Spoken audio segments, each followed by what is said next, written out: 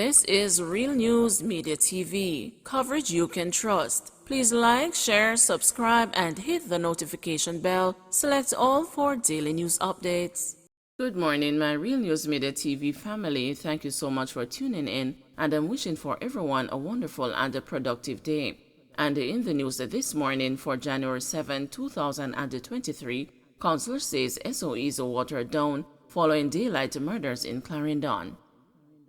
The killing of 2 men and the injury of another in 2 separate shooting incidents in neighboring Clarendon communities on Friday have left one councillor questioning the effectiveness of what he terms as watered-down states of emergency. Clarendon is one of several parishes in which an SOE is currently imposed. However, Uphill Purcell, councillor for the Yorktown Division, is questioning whether the measure is having the desired effect in light of the brazen daylight killings. As far as I am concerned, the SOE is something none of the gunmen really respect, so they're not daunted, and we just can't continue like this, the People's National Party representative said. In the first incident on Friday, the police report that 25-year-old Nicholas Williams, also known as Marvin, a farmer of Comfort district in the parish, was shot dead along Comfort Main Road about 9:30 a.m. Williams was reportedly riding along the roadway on a bicycle when men traveling in a silver Toyota Mark X motorcar shot him several times before escaping. Williams was taken to hospital where he was pronounced dead. Hours later, the police were called to another scene in the neighboring community of Ramsbury where 2 men were shot, one fatally. The deceased has been identified as Nacardo Reed, also known as Bogo, a 23-year-old laborer of Ramsbury district.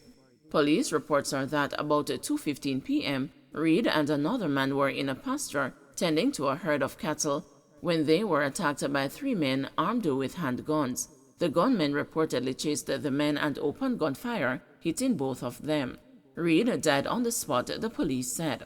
Purcell, whose division falls in Clarendon Southwestern, where both communities are located, charged that the government should deploy more strategic ways to fight crime. SOEs watered down. Nobody sees it as anything effective again, and the police and soldiers are under stress. They are being pressured now and it's not bearing a lot of fruit, said Purcell. A total of 92 people were killed in Clarendon last year, compared to 106 murders for the corresponding period in 2021. Alleged cop killer caught. St. Catharines South police commanders have heaped praises on their Special Operations Unit and the counterparts from Hanover after the capture of another accused cop killer who tried crossing police divisions to elude lawmen. Tevin Pasley, St. Catharines South's most wanted since August 18, 2021, accused of the brutal murder of Corporal Delwyn Jackson and his friend, taxi driver Kenroy Chandler, who were both shot and killed in Big Lane Central Village, was apprehended in the Lucy Market on Wednesday in a joint operation. An operation was also conducted at Pasley's home in Logwood, Green Island, where a firearm and ammunition were seized. He is expected to be charged after questioning by investigators from the Major Investigation Task Force. A high-ranking officer from the St. Catharines South Division headquarters in Portmore said the diligence of the division's Special Operations Unit had also led to the discovery of Damian Hamilton in Corvale Gardens, St. Andrew, in August 2021 after he had shot and killed 2 policemen in Horizon Park, Spanish Town, earlier that morning, an operation resulting in his death when he engaged the police in a shootout for the second time. Inspector Leon Clunes, who led the Horizon Park operation and was among 4 officers shot by Hamilton, a deportee and a former United States Marine, died weeks later in hospital from his injuries. Pasley and the 2 other men, who have since been held by the St. Catharines South Police, are accused of the shooting deaths of Corporal Jackson and the Chandler, who had accompanied the policeman to Big Lane Central Village to purchase a motorcar advertised on social media.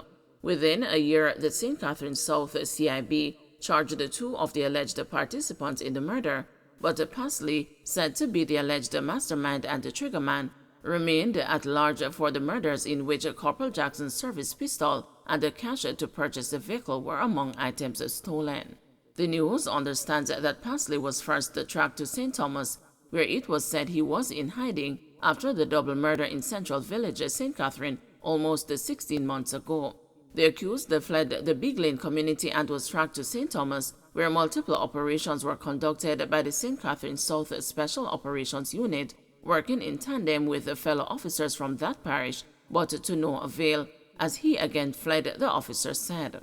This time he was tracked to Lucy, Hanover, where apparently he was confident he would not be found. However, he was wrong and got the fright of his life when the market was stormed, leading to him being captured before he could make his escape. Corporal Jackson was assigned to the Glengough Police Station in St. Catherine North. Chandler was a resident of West Prospect District, Bog Walk. Guy calls for Health Minister to intervene in Cornwall Regional Hospital hiring row. Opposition spokesperson on health Dr. Maurice Guy is calling for Health Minister Dr. Christopher Tufton to immediately intervene in the hiring disagreement between doctors and the Cornwall Regional Hospital in St. James.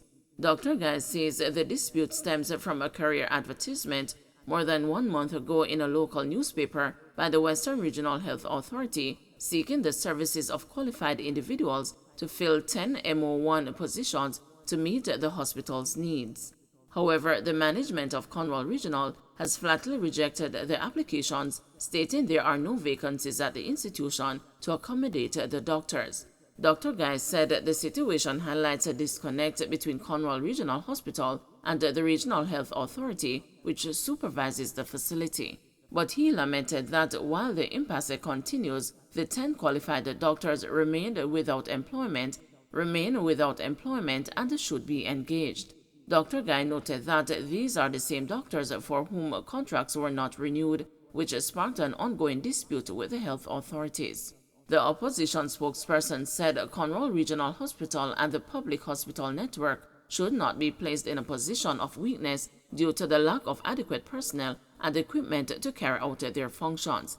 He said the situation is of concern because there remains the threat of new COVID-19 variants, respiratory illnesses, and other health issues which could trigger an unexpected demand on the health system. He warned that the country cannot afford for the health care of the Jamaican people to be compromised by bureaucracy and bureaucratic bungling. There's a disconnect between what Cornwall is saying and the Western Regional Health Authority, which incidentally has supervision of Cornwall Regional Hospital. But while this impasse is going on, there are 10 doctors and possibly more who are seeking employment, who have worked in the service before, and there's no vacancy for them now. As at this point in time, with the fledgling health system that we have, we cannot afford for the health care of the Jamaican people to be compromised by bureaucracy and bureaucratic bungling. Jamaican woman wanted for murder deported from Cayman. A 20-year-old woman who was being sought for the murder of a man in Jonestown, Kingston, was deported to Jamaica on Thursday after being captured in Cayman on Sunday. Ashley Williams, a resident of Denham Town, has since been charged with the murder of 47-year-old David Rowe, a bearer of Septimus Street, Jonestown.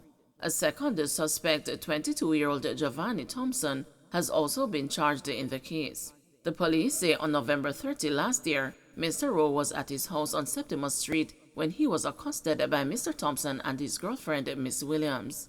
During a dispute, it is alleged that the accused woman pulled a knife and stabbed Mr. Rowe several times. Mr. Thompson then pulled an illegal gun and opened fire on the injured man. He was later pronounced dead at hospital.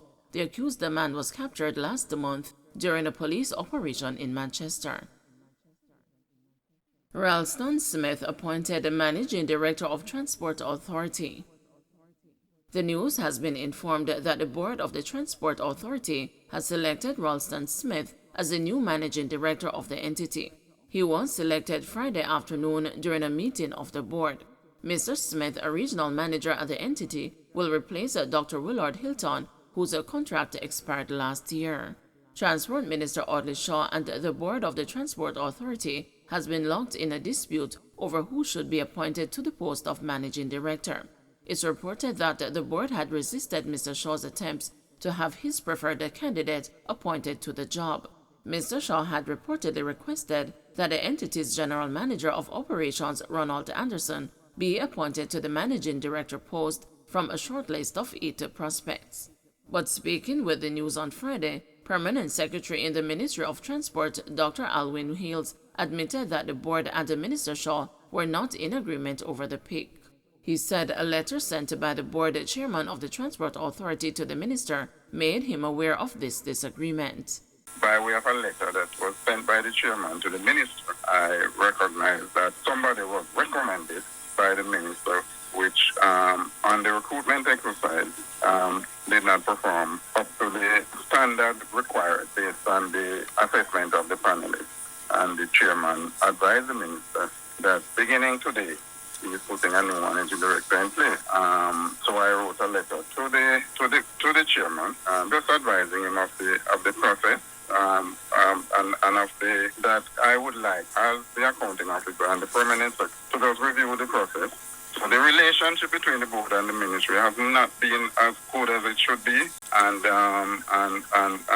in that regard, the board has, on many occasions, the chairman acted without necessarily informing the ministry. Even when the resignation of Mr. Hilton was withdrawn, we weren't aware of it. I had to call in Mr. Hilton to find out what is happening. I had to call in the chairman to find out what is happening. So the communication has not been very. Don't forget to like, share, subscribe, and hit the notification bell. Select all for daily news updates.